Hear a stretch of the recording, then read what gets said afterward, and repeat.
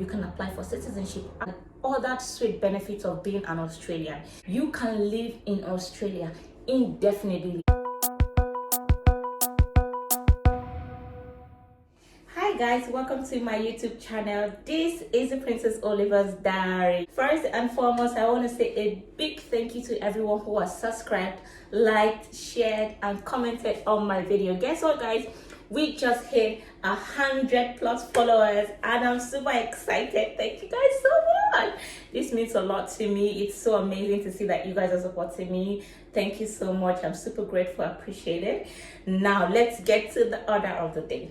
On today's episode of Princess Oliver's Diary, I'm going to be talking about 3 visa types that you should know about if you want to relocate to Australia. If you're already a student in Australia and you want to become a permanent resident, yes, I mean if you want to hold the Australian passport, watch this video, listen attentively as this will be very beneficial to you. And if you're outside Australia as well and you like to migrate to Australia, you like to live and work in Australia, then this video is just for you. So I'm going to be talking about 3 major visa types that you should get conversant with, you should be aware of, you should know. One of these visa types I'm going to be talking about is the visa 190.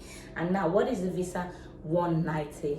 This is a skilled immigration visa, so this has to do with assessment. You have to go through a level of assessment to be able to apply for this skilled immigration visa, which is the visa 190. Now, this visa 190 allows a state or territory in Australia to sponsor you to Australia. And when you are on this visa, you can travel in and outside of Australia for 5 years. Yes, but there are conditions to this visa.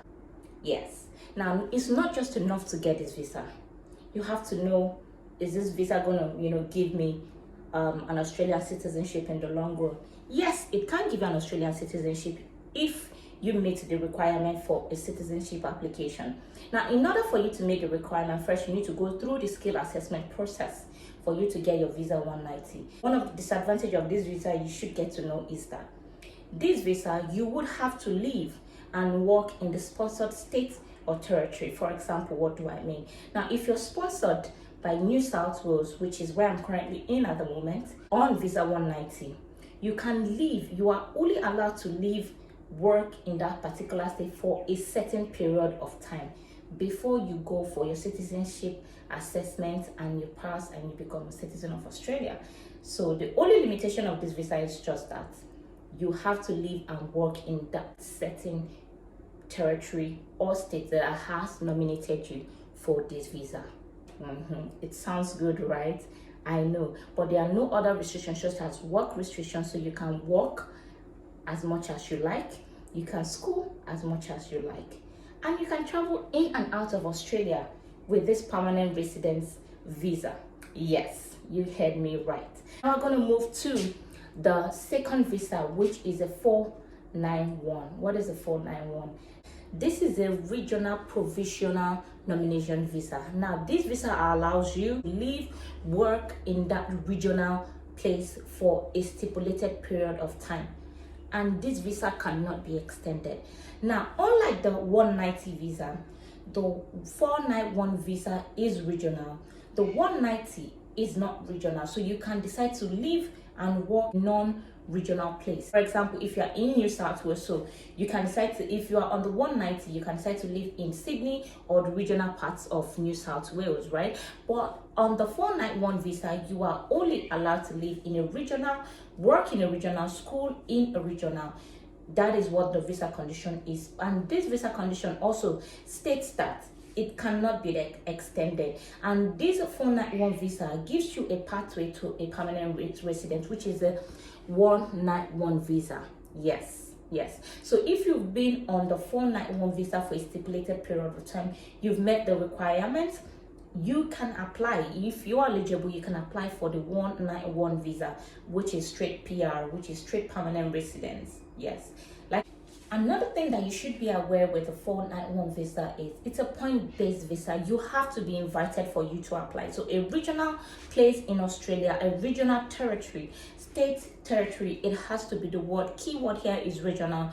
It has to invite you for you to apply. Okay, so you don't just apply for it, they need to invite you to apply. So now we're going to go to the next visa that is very crucial, which is the 189 visa. Yes, you heard me right, the 189 visa. Now I know you're wondering what is the 189 visa. I'm going to put you through on what the 189 visa is. So the 189 visa, this is one of the most beautiful visas you can be on. Yes, I use the word beautiful to qualify it because this particular visa allows you, you're not sponsored by any state or territory, you can live in Australia indefinitely. It even allows you to apply for Medicare and other sweet benefits of being an Australian, and it allows you to travel from Australia to other parts of the world and back. Okay, so you can live in Australia indefinitely if you are on the 189 visa.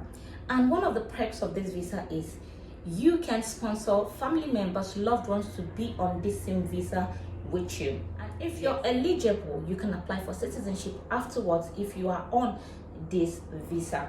You're not sponsored by any state, you're not sponsored by any territory, so you can live anywhere in Australia and work indefinitely and live indefinitely. Yes, and you can travel from Australia and to Australia on this visa.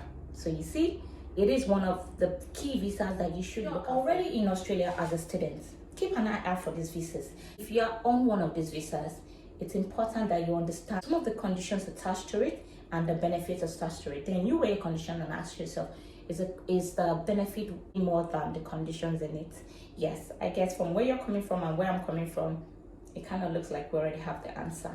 Anyways, thank you so much for tuning in on today's episode of Princess Oliver's Diary. I want to say a big shout out to everyone who has been commenting, liking, sharing, and subscribing to my YouTube channel. I want to say a big thank you, and I hope to see you on the next episode. Thank you so much for coming, and do have a beautiful, lovely day.